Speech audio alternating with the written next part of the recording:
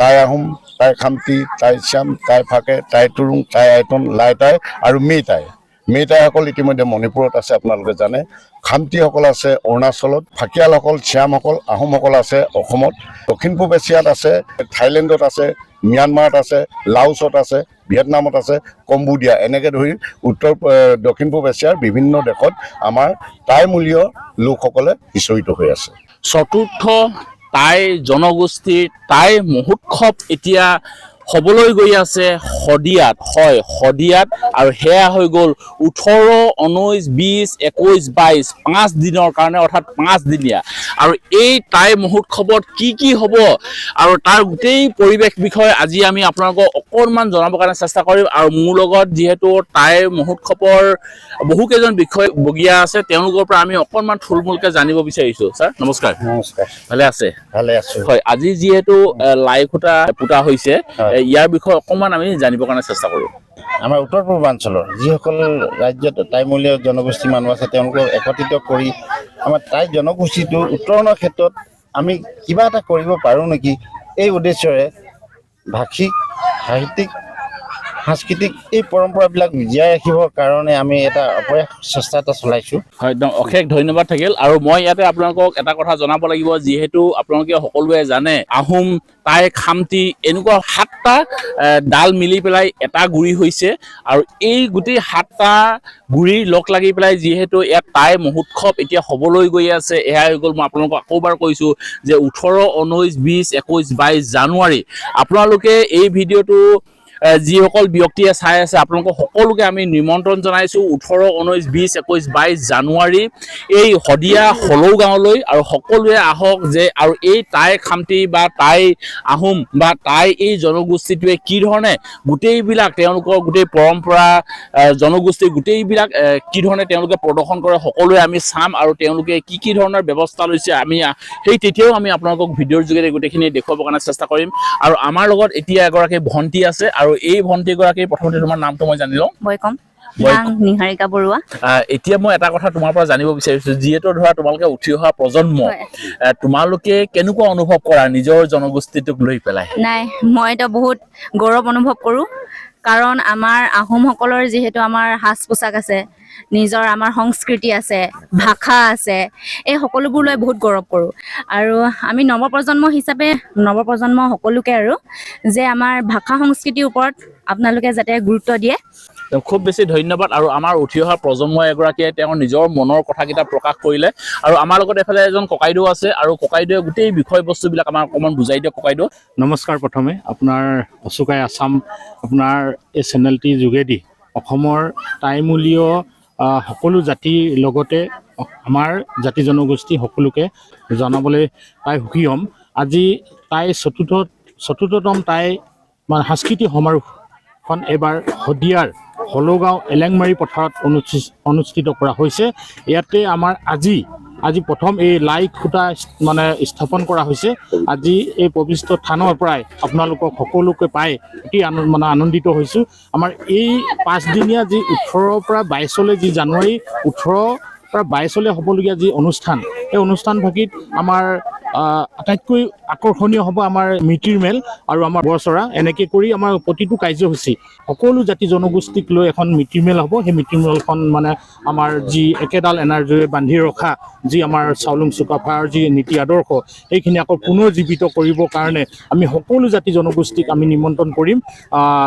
তেখেতলোকে সকলোৱে আহি আমাৰ লগত এই অনুষ্ঠানভাগিত সহায় সহযোগ কৰি আমাক সফল হ'বৰ কাৰণে যিটো আমাৰ যি ইতিহাস উদ্দেশ্য আমাৰ যিটো ইতিহাস আমাৰ যি চাউলুং চুকাফাই গঢ়ি যোৱা যি আদৰ্শ, এই আদৰ্শ আকৌ পুনৰ জীৱিত কৰিবৰ কাৰণে আমি চেষ্টা এটা কৰিছোঁ।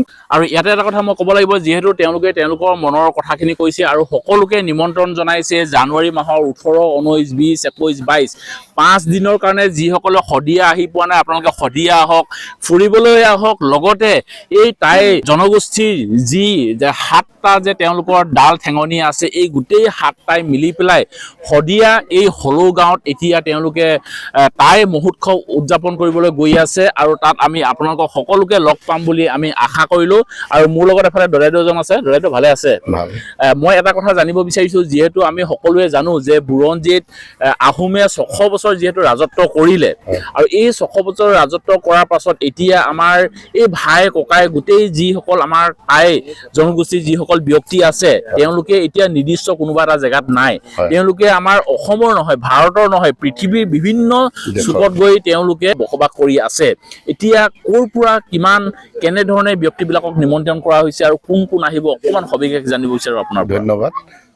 জয় জয়তে মই অশোকাই অসমলৈ আমাৰ উদযাপন সমিতিৰ তৰফৰ পৰা আন্তৰিকতাৰে ধন্যবাদ জনাইছোঁ। যিহেতু আপোনালোকে আহি আজি পবিত্ৰখনত লাই খুঁটা স্থাপন কৰাৰ পবিত্ৰখনত উপস্থিত হৈ আমাৰ এই বিষয়টো মিডিয়াৰ জৰিয়তে দেশ বিদেশলৈ বা সমগ্ৰ অসমলৈ বা সমগ্ৰ উত্তৰ পূৰ্বাঞ্চললৈ প্ৰচাৰ কৰাৰ কাৰণে ধন্যবাদ জনাইছোঁ। কথাটো হ'ল কি, এয়া আমাৰ চতুৰ্থ টাই সাংস্কৃতিক মহোৎসৱ হ'বলৈ গৈ আছে। এই ঠাইখনৰ নাম হৈছে এলেংমাৰী পথাৰ। এলেংমাৰী পথাৰ আৰু ক্ষেত্ৰখনৰ নাম হৈছে ফাচেংমুং বৰগোহাঁই ক্ষেত্ৰ। আৰু এই চতুৰ্থবাৰৰ কাৰণে হ'ব অহা 18, 19, 20 আৰু 21 জানুৱাৰী 2026।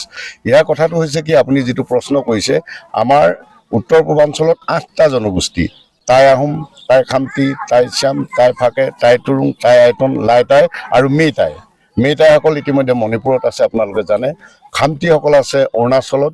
ঠিক তেনেকৈ ফাকিয়ালসকল, শ্যামসকল, আহোমসকল আছে অসমত।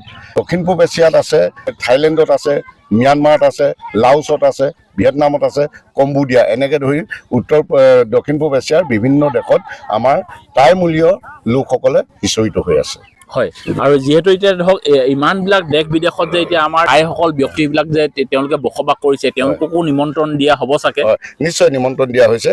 প্ৰথমবাৰ আমাৰ হৈছে কাকপথাৰত, দ্বিতীয়বাৰ হৈছে কাকপথাৰৰ ওচৰৰ মাইথং গাঁৱত, হয়, তৃতীয়বাৰ হৈছে টেঙাখাটত, চতুৰ্থবাৰ ইয়াত হ'বলৈ গৈ আছে। গতিকে প্ৰথম, দ্বিতীয়, তৃতীয় তিনিওটা অনুষ্ঠানত তেওঁলোকে সক্ৰিয় অংশগ্ৰহণ কৰিছে আৰু ইতিমধ্যে প্ৰচাৰ হৈছে আৰু যোগাযোগ তেওঁলোকে কৰি আছে যে উত্তৰ পূৰ্বাঞ্চলত যে টাইমূলীয় লোক আছে, ইতিমধ্যে তেওঁলোকৰ তাত বহল প্ৰচাৰ হৈছে আৰু তেওঁলোকে যথেষ্ট উৎসাহ উদ্দীপনাৰে আমাৰ লগত যোগাযোগখিনি কৰি আছে। হয়, আৰু ইয়াত যি এতিয়া মহোৎসৱ হ'বলৈ গৈ আছে, এই মহোৎসৱ আমাৰ কোনো ষ্টেট লেভেলৰ নহয়, নেশ্যনেল লেভেলৰ নহয়, এয়া ইণ্টাৰনেশ্যনেল হ'বলৈ গৈ আছে। পৃথিৱীৰ বিভিন্ন চুকৰ পৰা তেওঁলোকে বিভিন্ন পৰ্যটক আহিব আৰু আপোনালোককো আমি নিমন্ত্ৰণ জনাইছোঁ।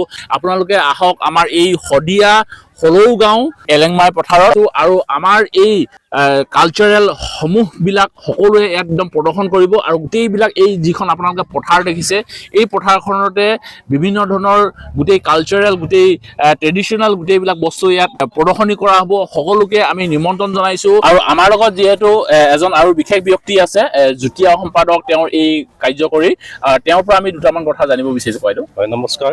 সকলো অসমবাসীলৈ মই এই আপোনাৰ চেনেলৰ যোগেদি নমস্কাৰ জনাইছোঁ।